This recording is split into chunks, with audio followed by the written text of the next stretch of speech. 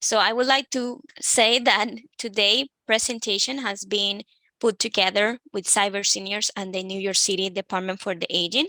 The topics that we are going to be covering today are related to word processing and voice dictation. We are going to discuss the word processing software called Google Documents, and we are going to see how to access Google Documents, how to create documents from scratch, or even using a template, as well how to share your documents and work with other people, and how to use voice dictation to write down information, to transcribe your voice into a document. Okay, with that said, I will start sharing my screen and you will see the slides. And so that you know what is Google Documents, this is a free program created by the American tech giant Google. This application allows you to edit and create beautiful Word documents, similar to the one you see on your right side. So this is a Google document. Google Documents can be used to create professional resumes or even posters if you want to share information with your community or even family members or friends. You can create nice flyers to share information. This program is very similar to Microsoft Word. If you know what Microsoft Word is, you are a step ahead with Google Docs. This is essentially another type of word processor that we are referencing here. Now, if you wonder how to access Google Documents, you can do it in different ways. For instance, there is a website if you are using a computer that is docs.google.com. And this can be opened from a web browser such as Firefox, Google Chrome, DuckDuckGo, Mozilla, Microsoft Edge, you name it. Any browser will allow you to go to this website, docs.google.com. The second portion of this would be using it in a small device, such as your tablet, or perhaps you have a smartphone. In this case, you will have to get it download from your app store, and there will be a Google Documents application. If you use an Android device, it would be download from the Google Play Store. If you use an Apple device, it will be download from the Apple App Store. Just make sure that you have a Google account to gain the free access to Google Documents. Now, how to download Google Documents if you are using a small device such as your smartphone or your tablet. For instance, if you go to the Apple App Store, right? You are using an iPhone or iPad, you can click the icon of the App Store for that device. And if you use an Android, the application will be downloaded from the Google Play Store. This is the icon. The second part, once you locate the Apple or Google Play Store in your electronic device, will be going to the search of the application Google Docs. There will be a search bar where you can actually type the name of the application. And from this point forward, you will find either an option called install or get in your electronic device. Some of the benefits of using Google Docs are as follows. It's free. So if you wonder about paying extra for this service, that's not a concern. Unlike the application Microsoft Word, the features of Google Docs are available for free. You do not have to pay to access all the functions of the application. It also has unique functions, including voice typing. So if you are not as good using the keyboard, the physical keyboard or a touch screen keyboard, you can use your voice to transcribe whatever you are saying into a Google document, which is very convenient. And lastly, security. You can choose who views, edit, and make comments or suggestions on your Google Documents. The cons of using Google Documents, unlike the application Microsoft Word, is not very efficient in positioning images in the document or creating templates with shapes and banners, as well as the table formatting function is not as easy to work around. Keep in mind that Word or the Microsoft Word application does cost money to access, but at the same time, Google Docs is much more easier to use than Microsoft Word. 90% of users say that Google Docs has enough functions. So the additional functions in Microsoft Word are not necessary for everyday use. So if you are looking for an application that is easy, simple, and free to use, Google Docs is much more convenient than Microsoft Word. All right, so some of the features of Google Docs, we mentioned a few slides before. Here we have voice typing. This is a unique feature in Google Docs that turns your speech into text. In that way, you can still write on your Google Docs without having to type. So when you are using a Google Doc format, you will have a variety of options, including the voice typing. The voice typing, more like any other platform or function in your electronic device, has this kind of microphone. When you tap over that microphone, your voice will be recorded in the application, and anything that you say will be transcribed and written down into the document. So more features about Google Documents. So here we have the templates. So Google Documents come with a variety of templates to choose from, depending on what is exactly the type of document you want to create. For instance, you can create resumes, simplistic posters, even grocery list, cover letters, brochures. If you are not happy with the template, you can create also your own design as well. Either option is available depending on how good you are using the application. So I know it's very small, the image that you see on the screen, but essentially you have different formats to create that kind of document. It can be a recipe, can be a letter, it can be a project proposal, and that is kind of how the templates look like. And you also have like a plus sign that is in the case that you don't want to pick a template, but want to create your own design with your own ideas. All right, so that is some of the features. Now we are going to do a live demonstration on how to actually use Google Documents. All right, so what I have done here is I have come to Google. So if you want to use Google Docs, you most likely are using the universe of Google. And it's because Google is the big company that manage Google Docs. That being said, also, in order for you to use Google Docs, you need to have a Google account. A Google account is an account that ends on at gmail.com. So if you have a gmail.com email, most likely you have access to Google Docs. If you don't have a gmail.com email, you can create an email and you can call us at the 844-217-3057 to teach you how you can create a Gmail account and access the multiple tools that Google offers for free. So say that you have a Google account, you are in Google, you already signed in with your Google account, which I already did.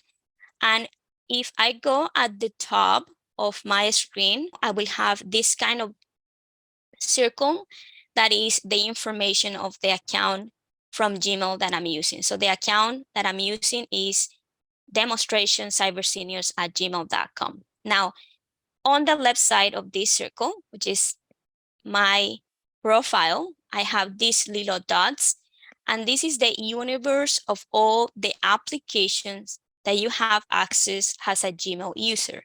If I click over here, it will display all the little icons of the applications available for me as a Google user, right? Among these applications, I have access to Docs, and that is the application we are reviewing today, Google Docs. I will click over that option, and when I click over that option, it's gonna take me to the actual application, right? Google Docs. When I'm here, I have, as mentioned in the slides, a series of templates that I can use to create my document. But I also have the ability to create a document from zero, in which case would be the blank option with the plus sign inside. Now, if I go to the option at the top right of my screen that says template gallery, I will be able to see all the different formats. Here we have resumes, letters, personal, right? Work. Each of these categories has a title that you can guide yourself with in order to know what kind of format is in that category. You have newsletter, which is kind of flyers and brochures, even sales, if you want to create a sales proposal or something of that nature, legal, right? And also you have much more information if you keep scrolling down. So it really depends on what kind of format you are looking to use. So what I'm doing here is just scrolling from the top to the bottom and vice versa, bottom to top. So now say that I'm going to pick one of these formats. I'm going for this one that is recipe, and I'm going to click over that format, right? And when I click over the format, it will open the document on a new screen. And this is a screen you can actually use to modify or edit that document. As it is a format, certain things such as the letter, perhaps it has an image, are already there, but you can work your way around this as you want. So here is about a strawberry vanilla pancake. You can modify things. So notice that some of the things, of course, don't make sense because it's a format. It's supposed to line up the things for you, but you can modify them to make sense. Formats are just like an overview of how it will look. So for instance, I go to the ingredients, right? What I'm doing here is I'm clicking and moving my mouse over the title. I can change, for example, the color by going to the formatting part. I can change the color. I can decide that instead it's gonna be blue, and the title has been changed in terms of the format color. If I want to modify something here, I can select, in which case I'm just holding my mouse, clicking over the last line, and moving all the way to the top to be able to select. When I want to delete something also, if I don't know how to select, I can use the backspace from my keyboard to delete whatever I don't need there. But still, you are using the formatting, you are just adapting the document in the way you want. So I'm gonna leave this and I'm gonna select. When I select, I can use now my keyboard to write down the ingredients. So strawberries, of course, are needed for this. And notice that you're still having the format that the template has. You are just modifying as you need. So I just modify the color of the letter, change the information, in which case I delete, I select, and I write down using my keyboard. You also can change the imagery that a template has. And if you click over an image, for example, when you click over an image and you go to the top where it says replace image, you can click in there and it will allow you to select. You can upload it from your computer. If you have an image in your computer that you want to use, you can select it. You can also look in the web, in which case this is exactly what is going to happen. So I'm gonna click in search in the web, and after it will take me to Google Images. I will just tap and click in here when I see that line blinking, I can type, for instance, a strawberry pancake and see what it comes, if the image is nicer than the one I see in front of me right now. And here are the options that come when I look for it. After you found the photos on your right side, you just select by clicking on it, and you will have the word replace at the bottom right corner. Tap in replace, and that image will be changed. Of course, it will be within the area of the previous image, but you also can modify this, and there will be an option at the top that is called crop image, and you can click over that and it will show the real size of the image, so you can adjust it. When you are cropping an image here, you can use these corners, right, to move to the point you actually want the image to show up until the image is as you want it. After, you will click in the crop option at the top once more. That is not what I wanted. If you want to keep modifying, you can also come here and get it done. All right. So after I do that, I will crop one more time. There it is. So my photo has been changed, and that is just one of the many things you can do.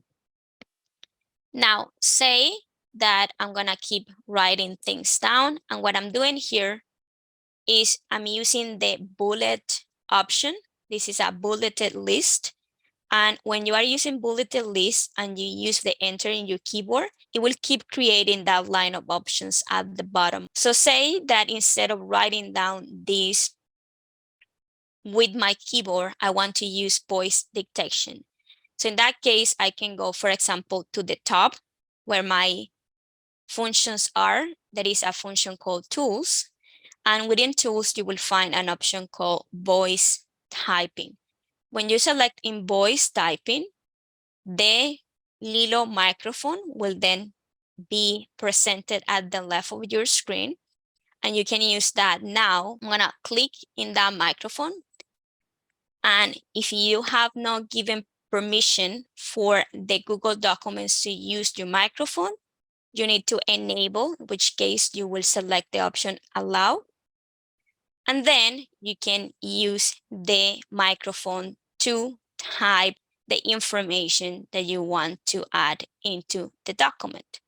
When you want to stop that voice dictation, you will just press in the microphone that now has a red color, and the information will stop transcribing right there. All right, so you just make sure that the cursor is exactly where you want the voice dictation to transcribe your voice.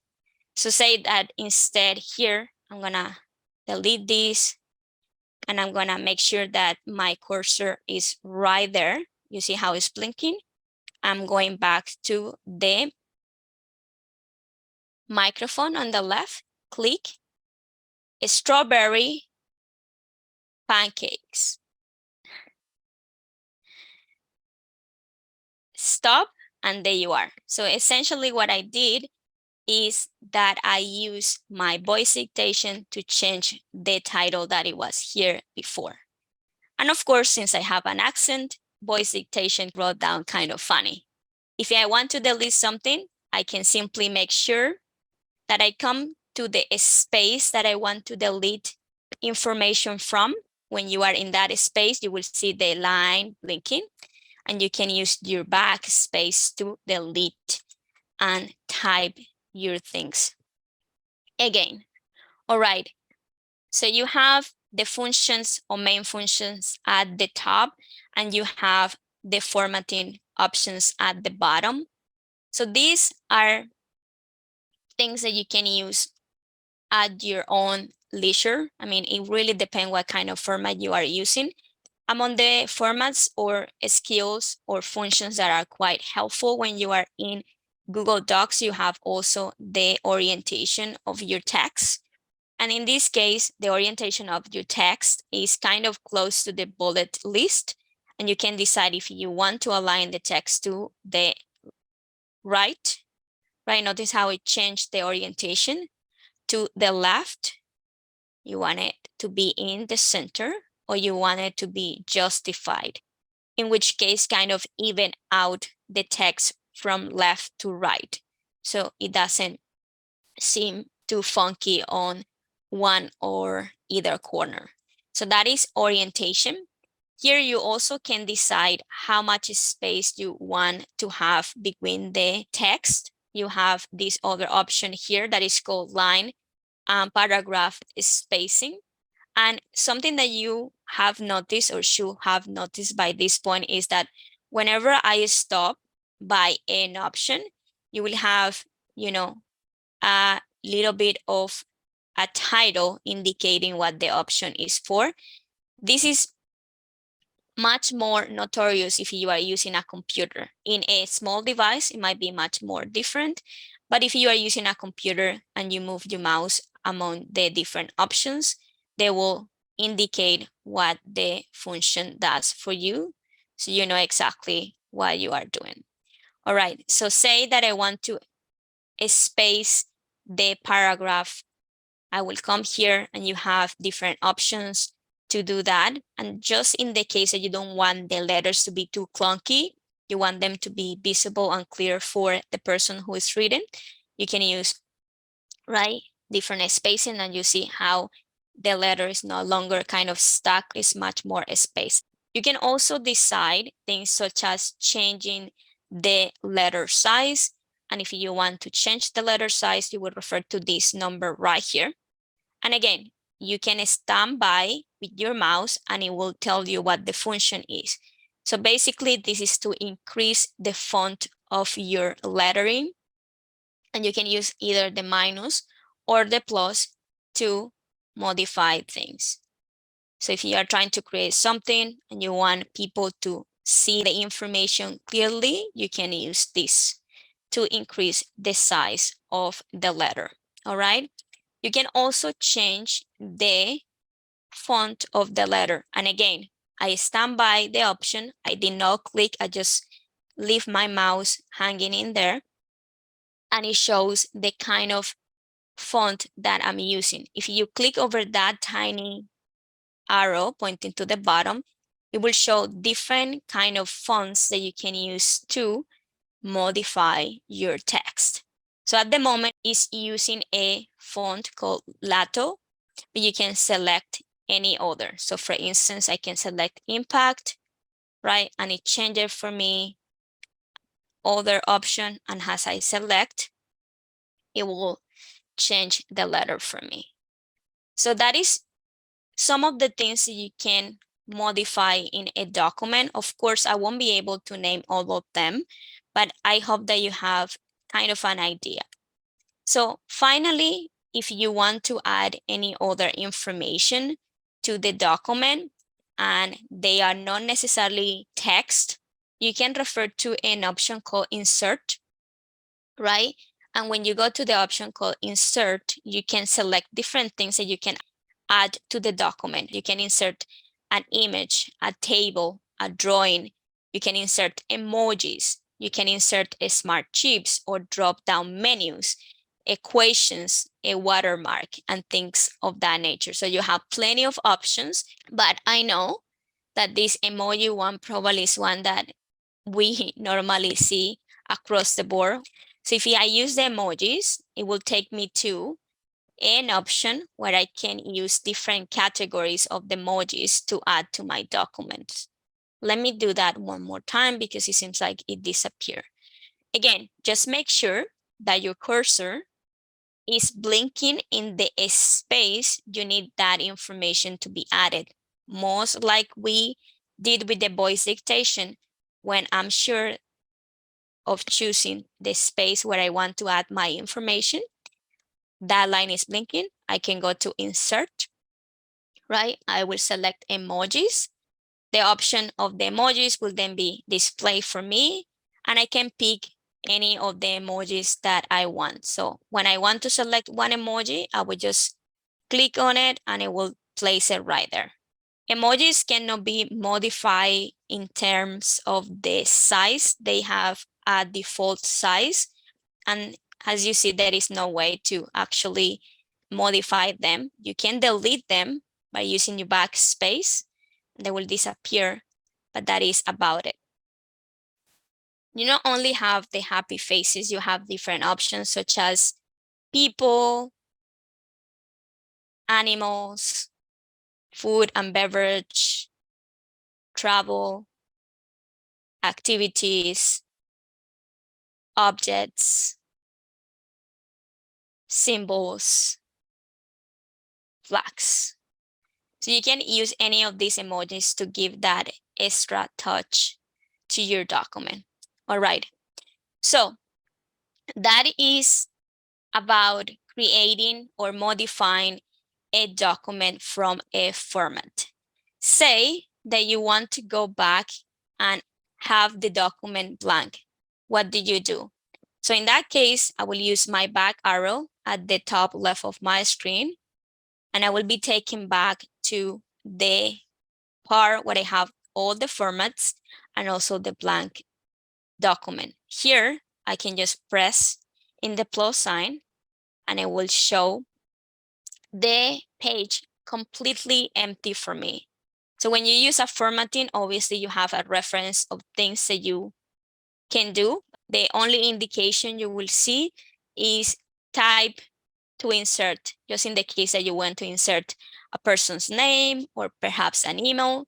So for instance, when I use the @ symbol, it will insert email accounts or dates, or allow me to insert a variety of things to start that document. So if I select a email, it will add the email into that document, right? And that is just one of those skills that you can use in this blank page when you use the @ symbol. Anything else works like when we use the format. You have the formatting options right here, a main set of skills right here. And if you click over them, they will display the different functions that you have: file, edit, view, insert, format, tools, extension, help. Since we already went over a little bit of formatting, I want to show you some other buttons that you have.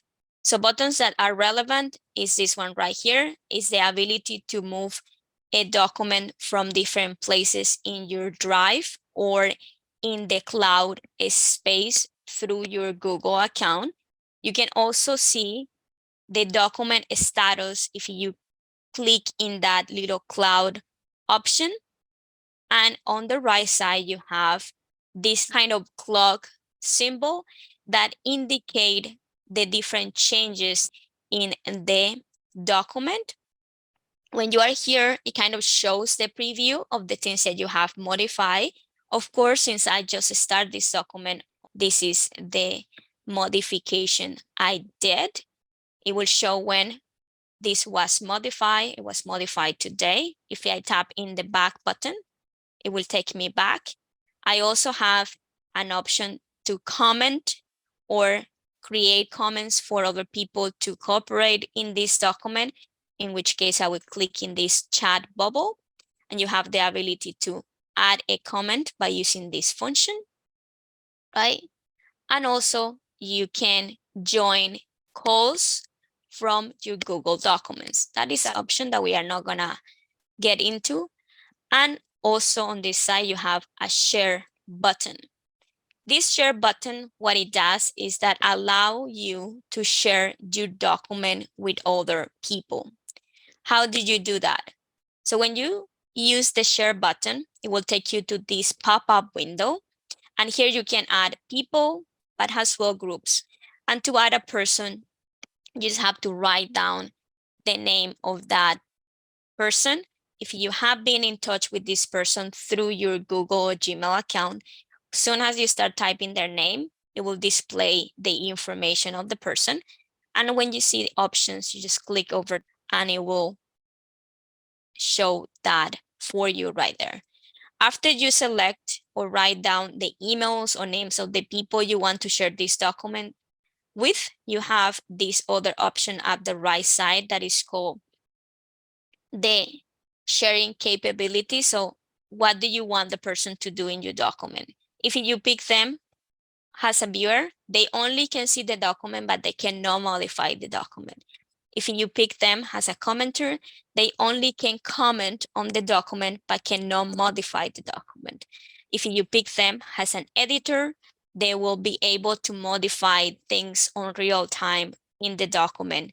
So it would be a collaboration of you and the other person, of the other people. Notice that I have a check mark, so I'm going to leave it at editor. And also, once you give a person sharing capabilities, you can notify them this is happening. Notice how you have a check mark here. You can either notify them or not say anything, but it would be ideal to let them know that you are sharing this document, in which case you should click in that box on the left of the notify option. And after, you can even write them a message.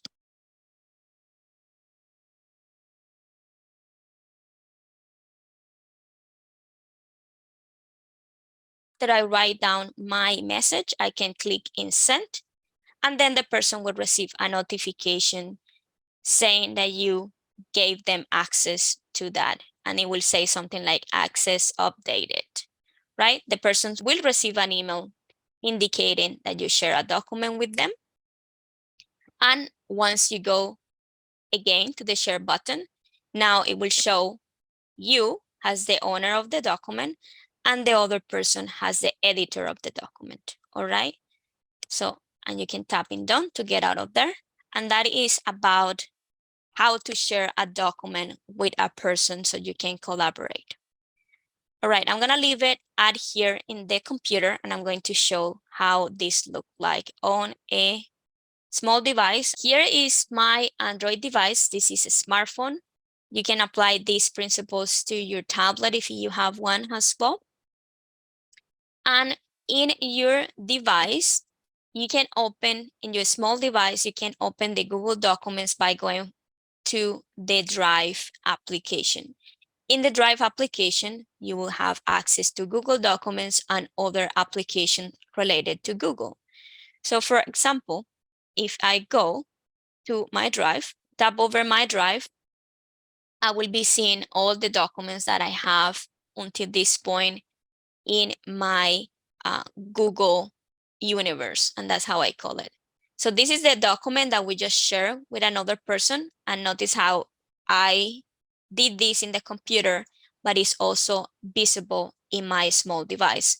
So I shared this document. Notice how it has a very tiny icon of two people here, which is the indication that you share this with other person. And when you tap over, it will open the document for you.